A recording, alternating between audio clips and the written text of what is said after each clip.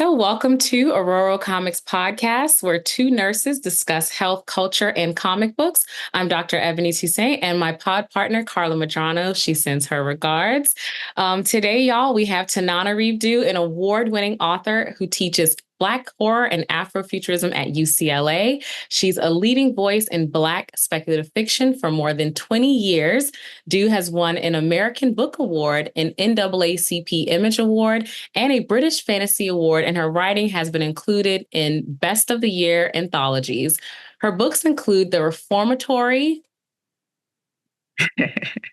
winner of the Los Angeles Times Book Prize, the Chautauqua Prize, a Bram Stoker Award, Shirley Jackson Award, and New York Times Notable Book, The Wishing Pool and Other Stories, Ghost Summers, Stories, My Soul to Keep, The Good House, and she and her late mother, civil rights activist Patricia Stephens Due, co-authored Freedom in the Family, a mother-daughter memoir of the fight for civil rights. How beautiful.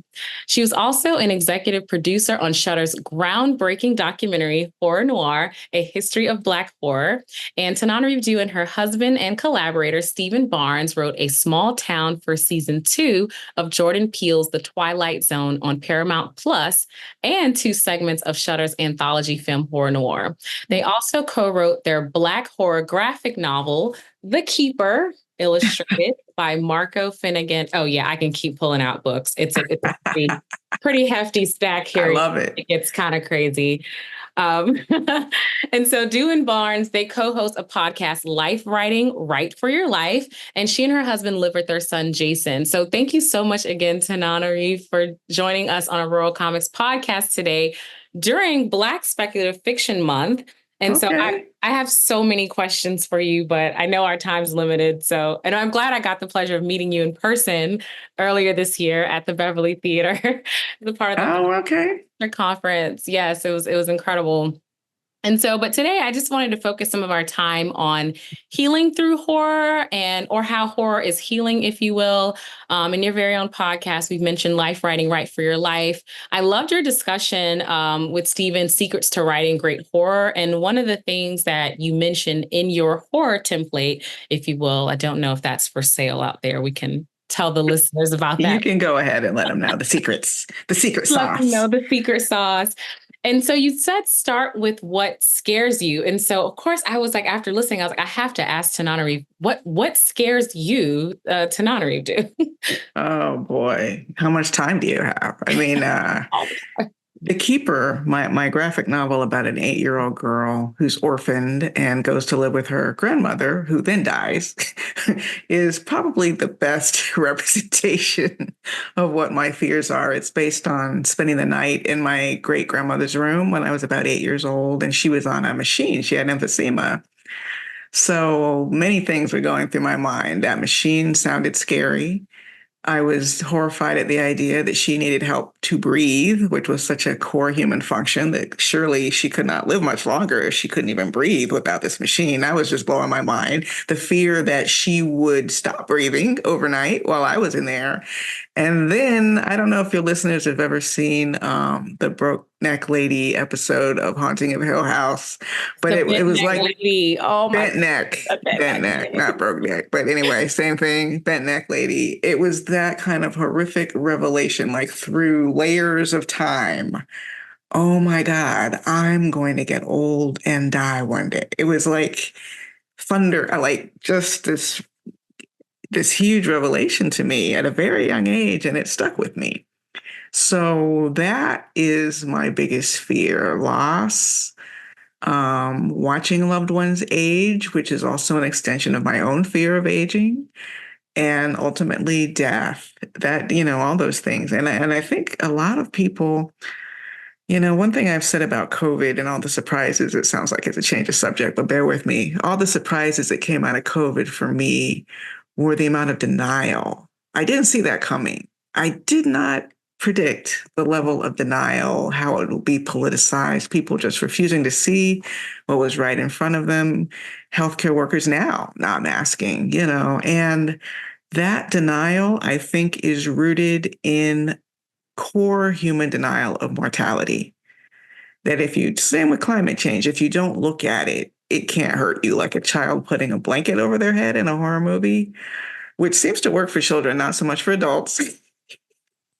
But that core denial of mortality was taken away from me at a very young age. And I think it ultimately was a good thing, because now as I do get older, as I do start to lose friends, and I stay in the awareness of mortality, but in the more positive sense, like the Audre Lorde poem, not today, but not today, right? So just this gratitude for the moment, an awareness of the unknown aspects of the future that scare me, but just staying rooted in the now has become so important to me. And I think that horror helps me do that. Horror helps me process that ultimate fear of mortality.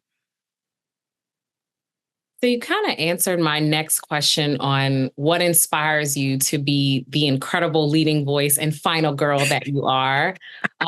It's interesting talking about your horror template. Oh, yes, the final girl shirt.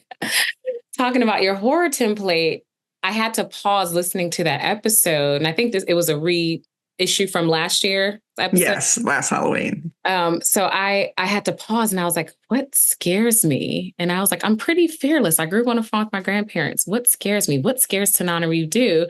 And I wrote down, similar to what you said, lack of health, sickness, grief, and death and dying, because I lost someone at a young age as well. And I saw a lot of people get sick despite growing up in this very faith-based community. I was like you said, the layers. I think your visual of the bent neck lady and how she went through those layers of realizing the bent neck lady was her. And it's like, still gives me goosebumps. We're all going to be the bent neck lady someday and end up dying and aging and all these things. And I think that fuels a lot of my work as a research scientist and biomedical scientist and as an emergency and trauma nurse, right? Like run headfirst into the trauma of death and dying. Let me start looking at all this aging and biomarker.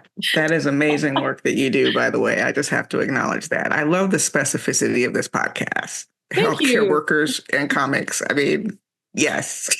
And all the horror, all the healthcare horror, like you said, some of the denial. My pod partner, she was a hospice nurse earlier in her career. And so she focused a lot on grief and trauma. So our listeners out there, they know we talk a lot about mental health, grief, and trauma. And so you talked about a lot of the denialism as well. But what keeps you going with horror all these years later, 20 plus something years later?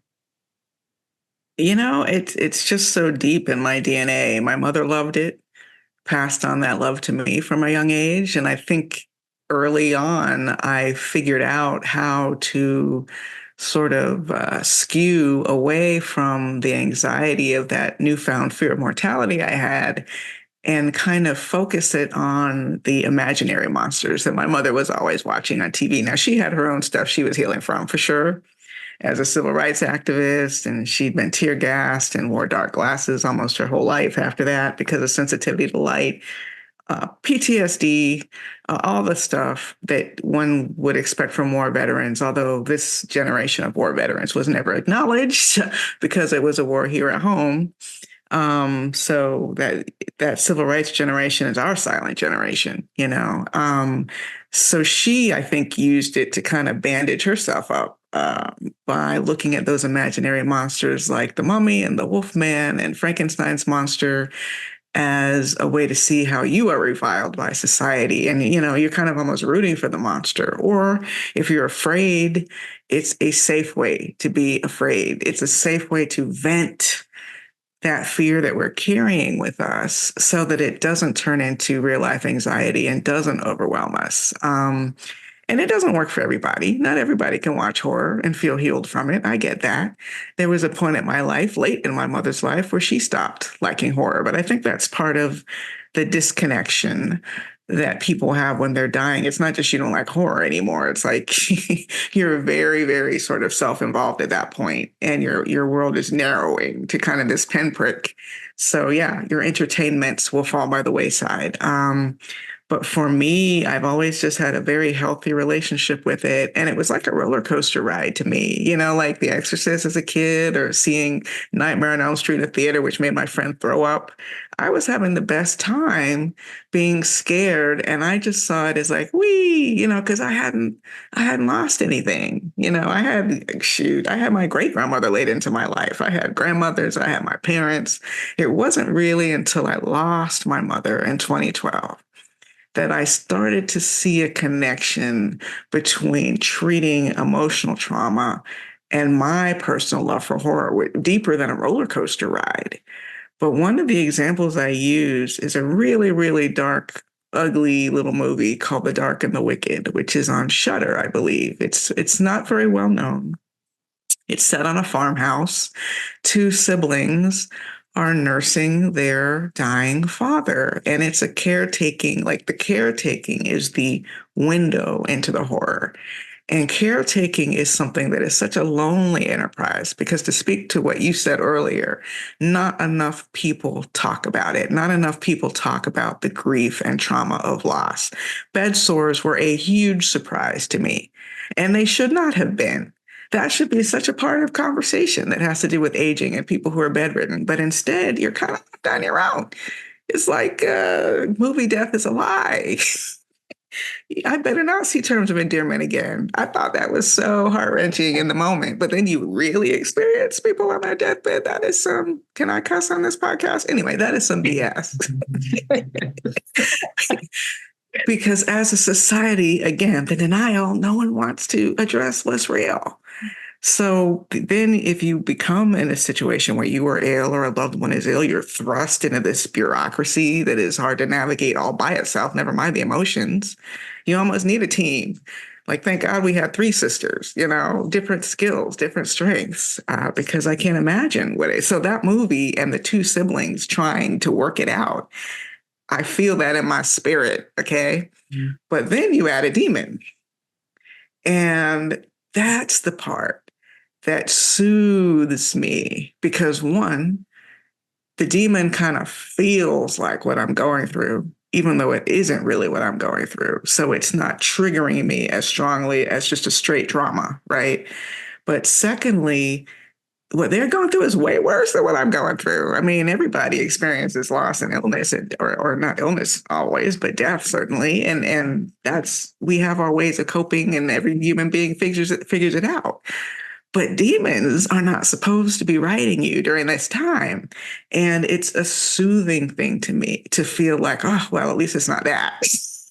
And that won't work for everybody. At least I don't have a demon, I'm grieving, but at least I don't have to battle a demon and find water and a priest and all these different things. Exactly. You wait till you see The Dark and the Wicked. You'll see what I'm talking about. Dark and the Wicked. Thank you for sharing that. And thank you for sharing so much of your experience with grief and trauma. And y'all mentioned that you think grief and trauma are popular in horror right now. When you said that, I went, why do you think that is? Do you think it's partially from, you mentioned COVID and us living through a pandemic still? I think we're still kind of peri-pandemic. It's not quite over. We are a very science evidence-based podcast. So I'll have to find the quote or statistic to back that up later, because we determine whether something is an epidemic or a pandemic based on the reproductive rate of a virus. And sorry, I won't bore you with all the science behind that, but that's why I always use the framing that we're peri-pandemic, because I'm not quite sure at this moment. I haven't seen the latest update where we are, again, based on that reproductive rate and how quickly one person could infect others, whether it's for every one person I'm infecting one person I'm infecting 2, 3, 4, and so on. And so epidemic is less than 2. Pandemic is greater than that. So I don't know where we are for COVID, but just to share that with listeners. I love it. Well, I hope my cat isn't being too loud behind me, but in terms of why death and grief show up, I mean, it could be partially that. The only movie I can think of that came directly out of COVID was Kevin Williamson's Sick, which is set during COVID. And then maybe I would count Host, which is a Zoom horror movie, although I don't know that COVID is ever referenced in Host, but the whole premise is these people are isolating and they're zooming together during this episode. But I do think that the preoccupation with death far precedes COVID. I mean, if you look at what's credited as the first science fiction novel, which a lot of us think of as horror, Mary Shelley's Frankenstein, is all about, resurrecting from the dead. And I think this has been a natural human fascination, fueling the fascination with both the Haitian style zombies that were just kind of mindless shamblers and metaphors for enslaved people, really, to the Romero, zombies that want to eat your insides and chase you. They're dead. They're resurrected dead. It's the face of your loved ones. It's losing that connection that can come with dementia, even, or just aging, where the relationship shifts, or they don't know you anymore, which is every loved person's nightmare, loved one's nightmare. So I think that has always been with us. I even just watched the original Nosferatu for the first time this year, and that is a scary movie. I can't imagine how audiences were scared. It's on Tubi, I think. Tubi has a bunch of old. I love that they have it organized by decade. People are skipping on Tubi. Y'all better watch out, because Tubi in their horror, I think I saw Sugar Hill for the first time that I hadn't seen. I was like, oh my God, wait, there's this blaxploitation zombie film? Huge library. And I mean, you can go back to the 20s or 30s. So I was like having a field day looking at Nosferatu. And again, which is, I think, going to be resurrected in the new version, there was a pandemic theme. So even then, this film is using like the real human fear of death and illness and pandemic to fuel the birth of a cinema monster, which is brilliant. I think it just really touches. And in terms of grief, more recently, Jordan Peele's Nope starts with grief. Hereditary, grief. Midsummer, grief. I just watched a movie called Dad's Head or Daddy's Head on Shudder. It's a brand new movie that is all about grief. And I think the reason grief works so well as an entree to a horror movie or horror story is, A, it's universal. We've all experienced it. But it's also an actual horror to lose someone. It is sometimes our first horror, if we're lucky, that we've ever experienced, is the loss of someone rather than being attacked or some natural disaster. It's just the life cycle is such a horror to behold. It's incomprehensible. It's incomprehensible that someone was here and now they're not here. And I think, like 4-year-old children, we still can't quite figure it out. We still can't quite make sense of it.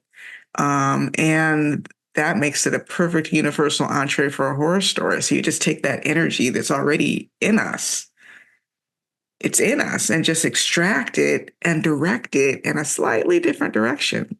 And that gives you a horror story. One example I use is a show, This Is Us, which was not horror, but it was drama. But every week I'm like crying watching the show. And I was like, what are they doing that makes me cry every single week? Like every week.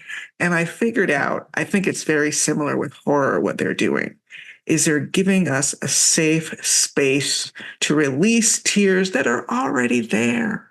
It's just not safe to release them thinking about a lost parent or whatever is really causing grief in real life. It's not always convenient to like be in that grief. But when that show presents an opportunity to express grief in a shallow way about people who are not real, we embrace that. It was a very safe therapy session every week, I don't even remember many episodes of that show now, but I was like so invested in the moment. Every week, Piers, William, just you're bringing back. This is like a therapy session today, girl. I'm just like, I'm like, is somebody about to cook onions downstairs or somewhere else right now? Because wow, just excellent framing. Yeah, this is why you're who you are.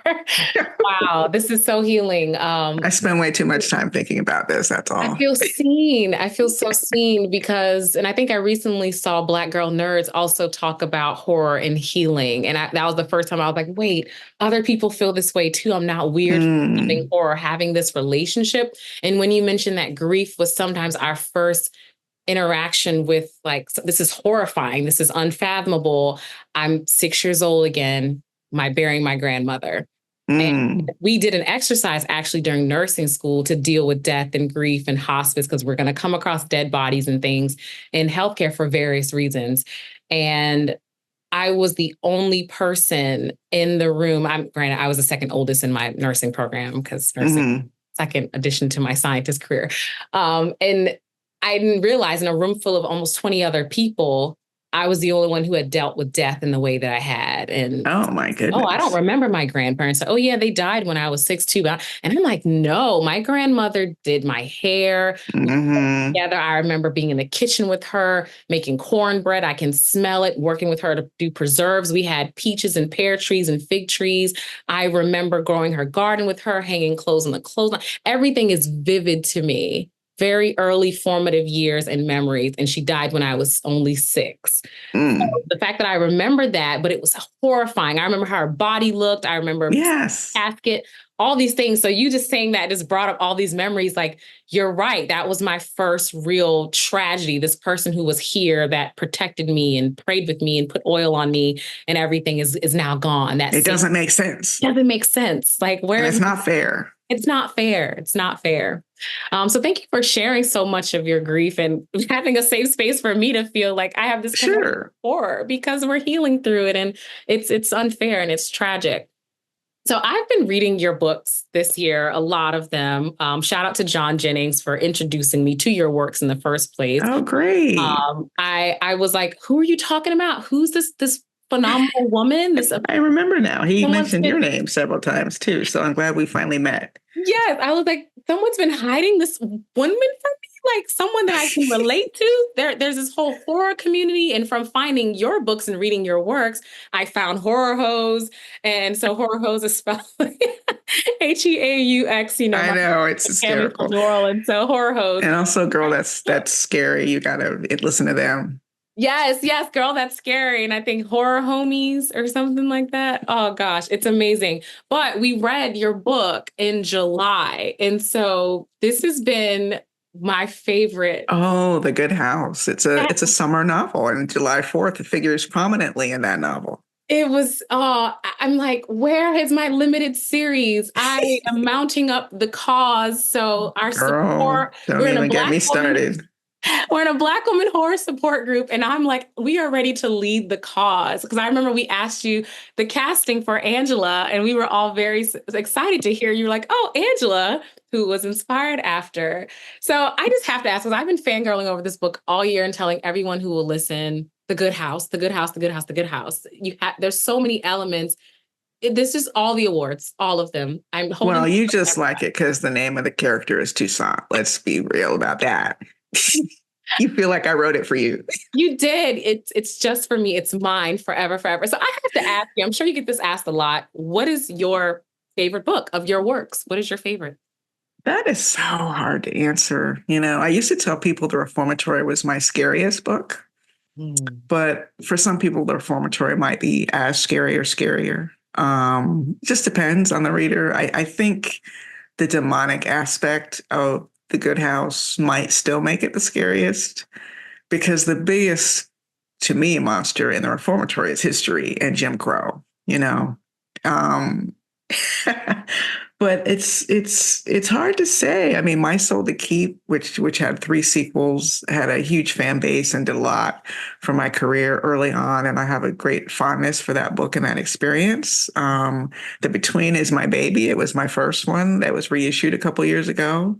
Okay. Just got a new olive edition too for The Between. So it's like at any given moment, any of them are my favorites for different reasons. Even Little Joplin's Ghost, which I feel like a lot of people have seen, but when I was watching Smile 2, which is really good, and it's a really good blending of the horrors of celebrity with the horrors of a demon chasing you.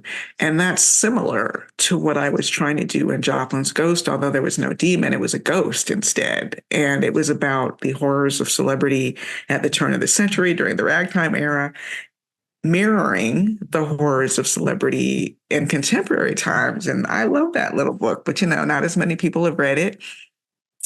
Maybe the easiest thing to say is my favorite book is the one I'm working on right now, which is called Bear Creek Lodge, and it's creature horror, but it has a backstory with Black Hollywood history and what our forebears had to go through trying to get work in Hollywood and what it cost.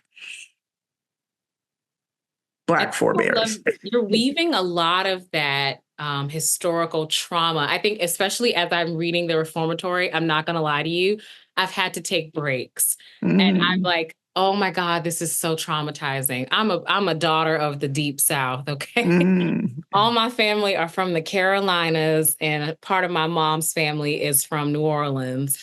So it is. I've had to pause because, like you said, it feels very real. A lot of this is horrifying for us. It reminds me of the show Them. I think you've probably seen. I've only seen season one because, again, it was a lot. I had to, but without lynching as horror, I will say that. I think there are some fair comparisons to Them, but not in some of the more extreme episodes. No. No, yeah, it's just truly horrifying. But I think you do a beautiful balance of weaving in the historical facts into your fiction. Like you said, we're fighting these real life things that aren't demons, but in a way, it kind of feels that way sometime, and that these feats are going to be insurmountable. I mean, you mentioned even your mom's trauma. Again, thank you for sharing that with us. I know you and your mom are very close, and the civil rights and how we don't talk about all of those elders and ancestors, and that in itself, that living through those time periods is traumatizing. We were going through wars, international wars, while still fighting these civil wars and for civil rights at home. I mean, it's madness. It's madness what they had to go through. And what blows me away, and part of what inspired Bear Creek Lodge, is the beautiful art they created while they were catching this hell. The beautiful music, the beautiful performances that they were able to somehow get past those racist gatekeepers and get a spotlight and a camera on them. It blows my mind. Our joy, finding our joy. I definitely talk about that often as the sciences, that we're trained to find the inequities. We're trained to see the bad. What are the problems? Get to the root cause. But we don't do a good job of talking about our joy. But again, through all this grief. So to go back to grief again, because recently you did your first graphic novel, The Keeper. Yes. So I love this story. And I read in the back that it almost didn't happen.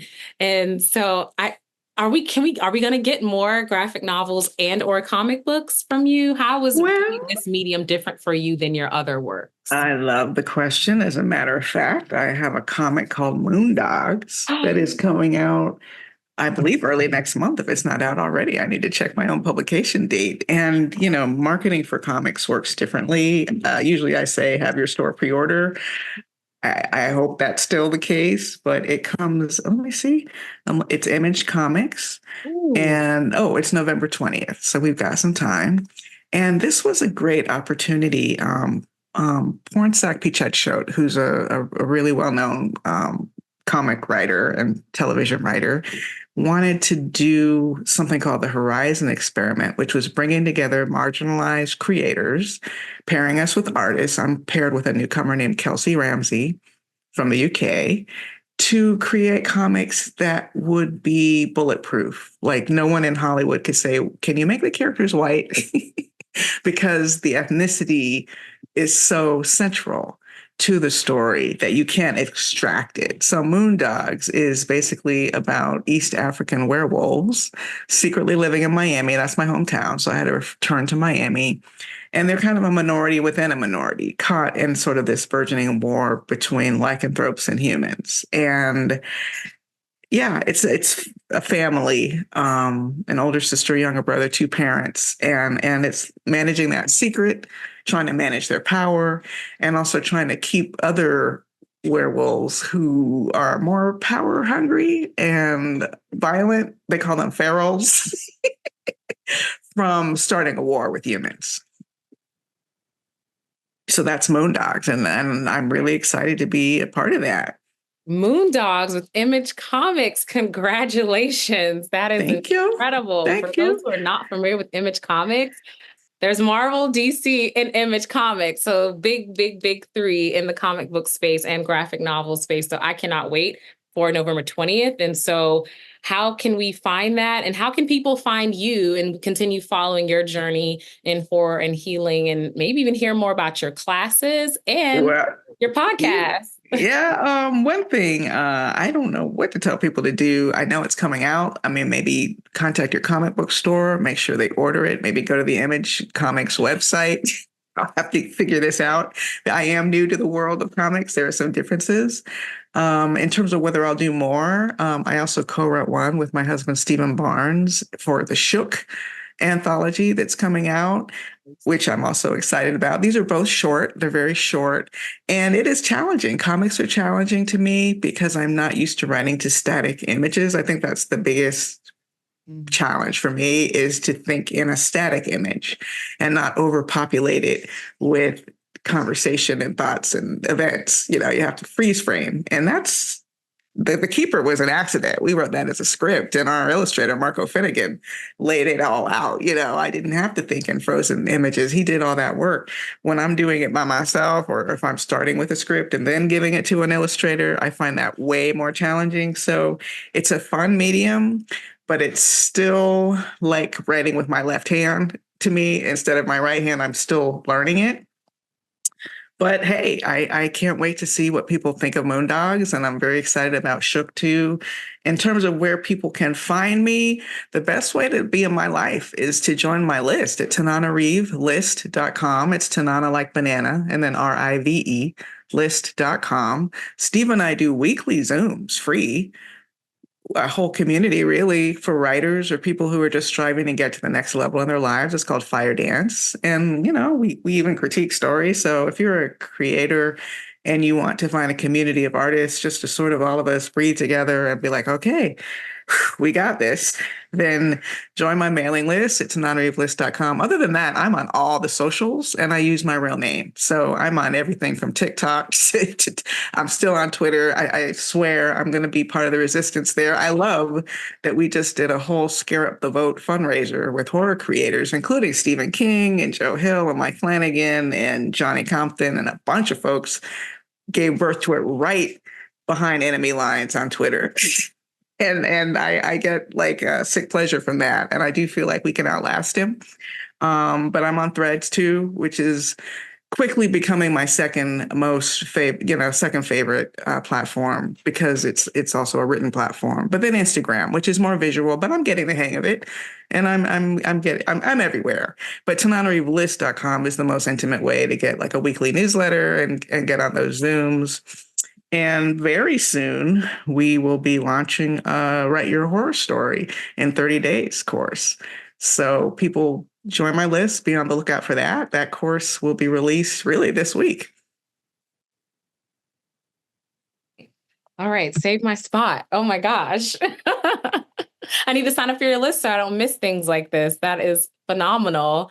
I can't wait to share my work with you, because you're amazing and wonderful. And thank you so much for taking this time again out of your award-winning and incredible schedule. Again, I'm still leading the cause to get The Good House as a limited series. Hey, I'll take all the help. We've come so close. We got very close with Searchlight Studios many years ago. We got close with Lifetime as a movie. It's just a tough business, especially for, Black creators. Let's just be real. But one day. One day it's coming. I'm putting out good vibes into the universe. It always responds accordingly. So we're going to get The Good House one day, y'all. You heard it here first on Ororo Comics Podcast. Thank you so much for hanging with me today, Tananarive Due. And we are two nurses discussing health, culture, and comics. So please tune in for this extra spooky episode on horror and healing. And again, just thank you so much. I appreciate your time today. This has been great.